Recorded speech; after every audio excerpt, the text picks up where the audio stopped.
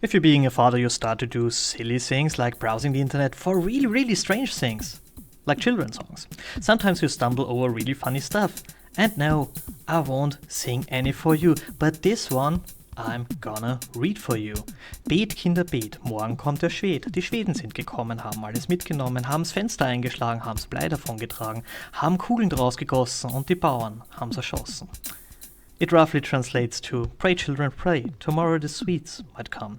The Swedes have come and have taken anything with them. They have crushed the window, they have taken the lead, casted bullets from it, and shot the farmer. The song is from around 1630, in the times of the 30-Year War. And this 30-Year War was a really, really terrible war. It ended with about a third to half the population of Middle Europe dead. And something in the range of 80% of the livestock dead, followed by plague, by disease and more terror. In other words, a catastrophe that overshadows most other wars in history in Europe. And if you think in percentage of population, not just in head count, it really plays in the same league as the World War, even if you see the First and the Second World War as one single conflict with a ceasefire in between. Well, now imagine you want to strike fear in the hearts of your young and you come up with Swedes. Swedes. I mean, this song was referring to Swedes. Nobody would care anymore because the times have changed.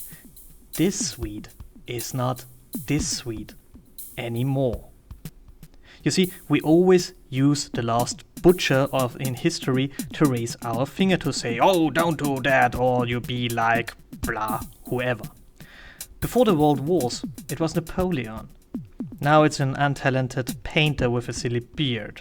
If some other ideology and some other guy with this ideology comes up and kills some million people more, then we will care about him. And well, this is what happens right now. Let me show how. So you see, my grandparents on both sides of the family were really young in the war. So as an example, I know that the story that Americans bombarded the treehouse of my grandfather because they thought it was a gun nest. In other words, they were really, really young. And even this generation is now vanishing. When I was 12 years old, there were a lot of people around who saw the war and could have told us stories. But the kids who are 12 now don't know anyone who lived through that. And if you have no personal connection, it becomes just history. Like Napoleon became just history. Or Gustav II. Oh, you didn't know him? That's the guy this song in the beginning was about. But you don't know him, no wonder. Nobody knows him, not even here. Who knows Temujin? Well, if we call him Genghis Khan, you might say, oh yeah, the Mongol dude thingy. Okay, when did he live? What did he do? Conquered more or less the world a long time ago is a valid answer. Because it has not a lot of meaning today. But back then, people called him and his followers demons, literally demons. They thought they were demons. How much meaning does the Second World War have today? Well, it's a myth. It's an American tale how they solely saved the world from the forces of evil.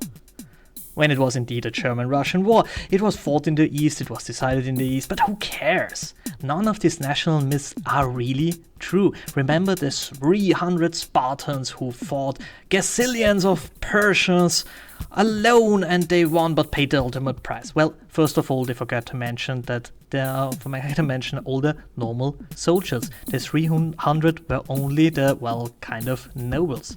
But they brought a lot of people with them. And if you take a look to the Persian version, well, they never made a big fuss out of it because it was never intended as a full-scale invasion. There were never millions of Persians there. But still, the story stands. Or the Battle of Tours and Poitiers, 732, where the Christian forces united to fight the Muslim invasion back, and would they have not won, all Europe would have been fallen. Not really. It was one battle in hundreds. And if it would have been lost, others would have been won. And for Austria, it's the second siege of Vienna that ended in our heroic victory, and in the aftermatch, the conquest of the Balkan by a French general, and a lot of help by the Polish cavalry. But details. It's glorious, it is our myth, and if you have coffee in Vienna, you will very likely hear that we have this proud coffee tradition because we fought so hard and hit them so bad that the Muslim invaders fled so fast that they left even their valuable coffee behind. And that's the reason that you have so many coffee houses in Vienna, yada yada yada yada. You see, every nation needs such wars to build up a myth, and America is a young nation, and the wars against the natives was not really exactly something that counts as heroic, but a war against Germany at this time, wow, that fits the description. This is something you can really build a myth on, and America did this and still does that. That's the reason we see in all American media the same story over and over again. And I tell you what, I kind of like it. I mean, Americans are really great in telling stories on a spectacular level. I mean, they're not really good in telling realistic ones, but they are really, really entertaining. And I liked, for example, the remake of Inglourious Basterds, because this was for me the final step to the myth. The makers had the guts to change history in the movie. It's not just another, well, my child, sit down and I tell you a story piece. It was a reinterpretation of a fairy tale. And computer games do this since ages with all the Nazi zombie stuff. We are in a transition.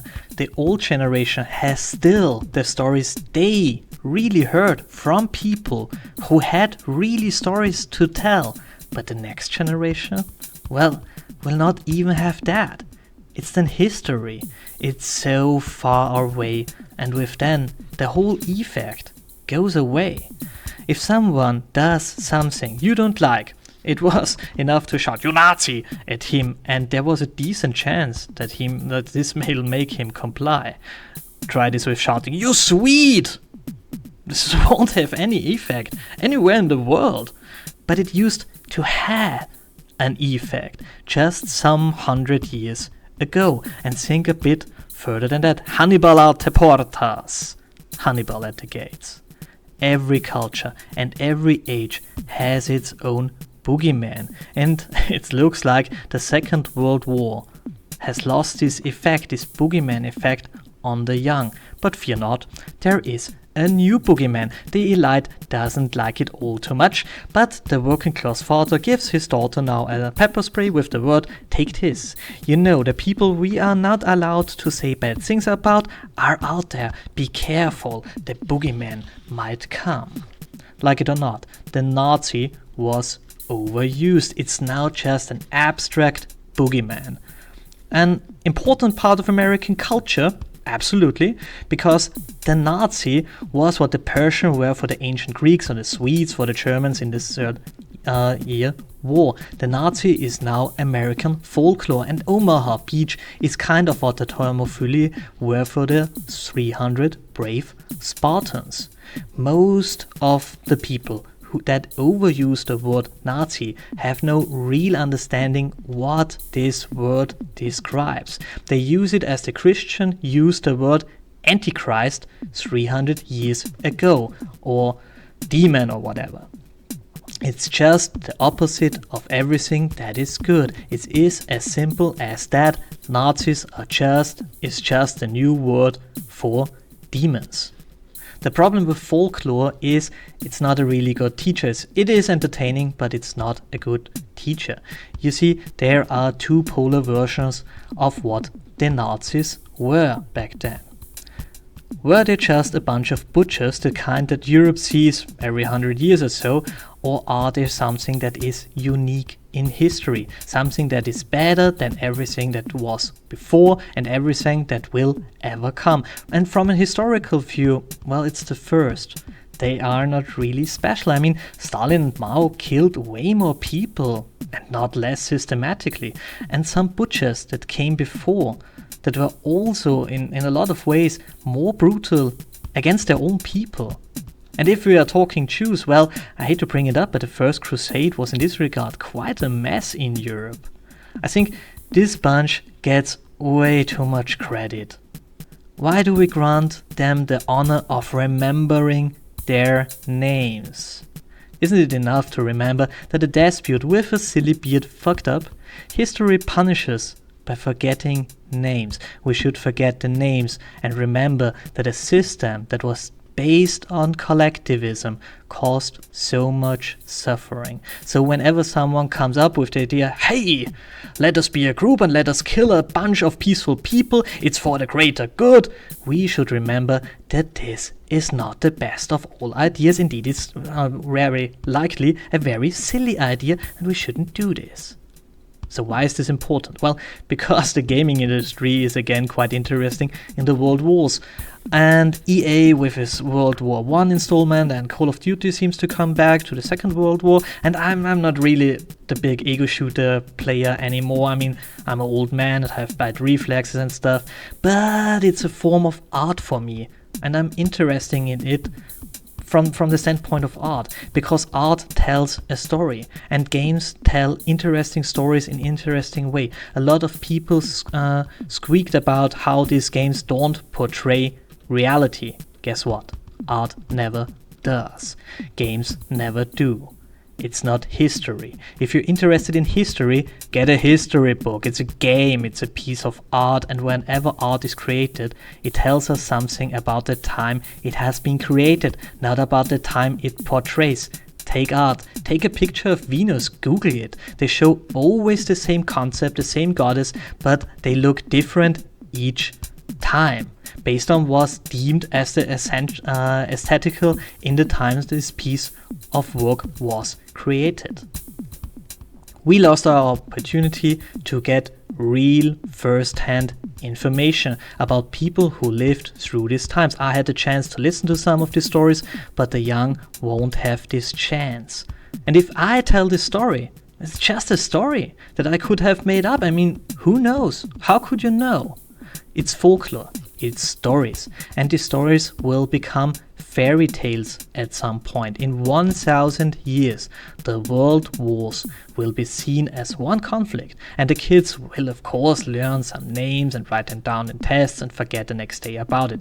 Because in the meantime, some other bloke killed, I don't know, 500 million people, 5 billion people, whatever.